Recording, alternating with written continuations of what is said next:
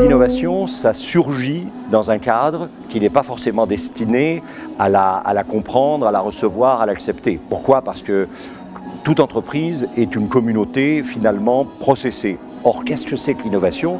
C'est la disruption du process. Or, si évidemment on imagine, et avec juste raison, que le process est un peu le lieu où s'identifie l'entreprise, l'innovation va apparaître comme une sorte de mise en cause de l'entreprise. Et il faut bien dire aussi que l'innovation, ça veut dire quoi? Ça veut dire que des gens vont avoir le sentiment que ce qu'ils savent faire, qui d'une certaine manière est leur honneur, leur compétence, elle va être remise en cause effectivement par cette disruption. Et c'est là où le leadership est tellement important. Je crois qu'il faut que le leader fasse comprendre à la fois que la communauté a besoin d'une innovation même déstabilisante pour survivre, et je crois qu'aussi le leader doit accompagner.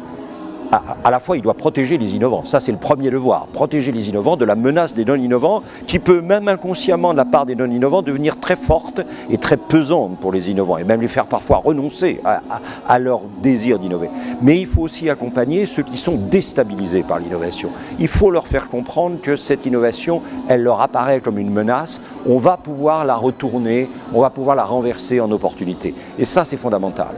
Cette idée de l'agilité du leader qui montre que ce qui est perçu comme obstacle va devenir une opportunité et que un leader qui accompagne les gens dans la compréhension de ça, pas dans une compréhension intellectuelle, dans une compréhension un peu existentielle, c'est-à-dire avec les tripes. Oui, j'ai l'impression que ça me menace et en même temps, avec les autres, sous la responsabilité de mon leader, on va s'apercevoir que derrière cette figure de menace, il y a une figure d'opportunité.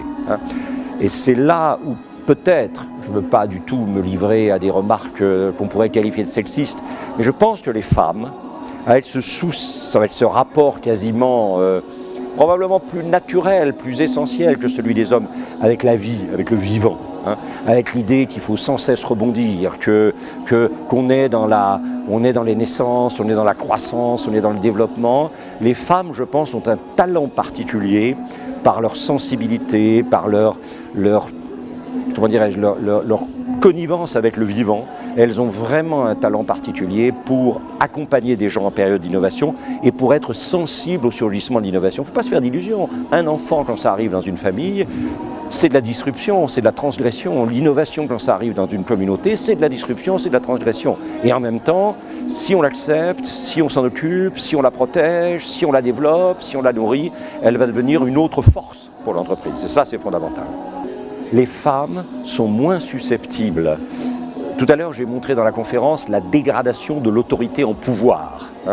L'autorité qui consiste à faire croître, à faire grandir les autres, c'est le fameux verbe latin augere qui est à l'origine de ça. Et le pouvoir, c'est un peu quelque chose qui écrase. Alors, je ne veux pas non plus me mettre tous les leaders masculins à dos, parce que c'est dangereux pour moi, mais je pense que souvent, les femmes ont plus le sentiment de cette autoritas, de cette idée qu'au fond, le leadership le plus essentiel, c'est celui qui s'investit dans développer les autres, faire croître les autres, faire grandir les autres. Et c'est vrai qu'au fond, l'entreprise sera rémunérée par ce choix d'une femme dirigeante. Femme dirigeante qui va aller chercher des gens un peu inattendus, qui va les protéger, qui va les promouvoir, qui va attirer l'attention sur elle ou sur eux, dissiper les peurs qu'ils créent, etc. Et je pense qu'il y a vraiment chez les femmes leaders, faut-il en nommer ici non, parce qu'on en oubliera, et donc finalement, bon, et ce serait injuste.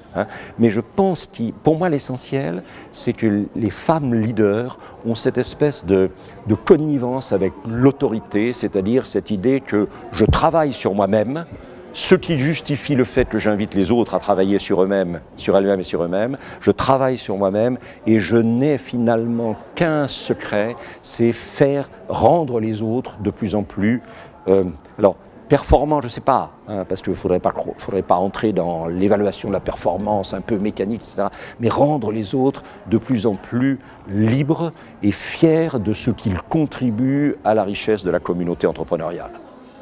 J'allais dire un peu sottement, n'ayez pas peur. Non seulement n'ayez pas peur, mais moi, vous voyez, quand il m'arrive d'aller dans des réunions de leaders, de managers. Si cette réunion de leaders et de managers, il y a un nombre de femmes trop limité, ou même il n'y a pas de femmes du tout, je trouve que les hommes, quand il n'y a pas la présence des femmes, sont nettement moins intelligents. Ça, pour moi, c'est très très clair. Les femmes détiennent d'une certaine manière le secret de l'intelligence collective. Et ça, pour moi, c'est fondamental. Et si elles ne jouent pas ce rôle, vous comprenez, là aussi, quand est-ce qu'on aura enfin une femme présidente de la République? C'est-à-dire quelqu'un qui incarnera le fait que la femme est capable de se préoccuper et de faire vivre et de faire croître une communauté avec le souci des différences et en même temps l'obsession de l'unité pour l'efficacité de cette communauté.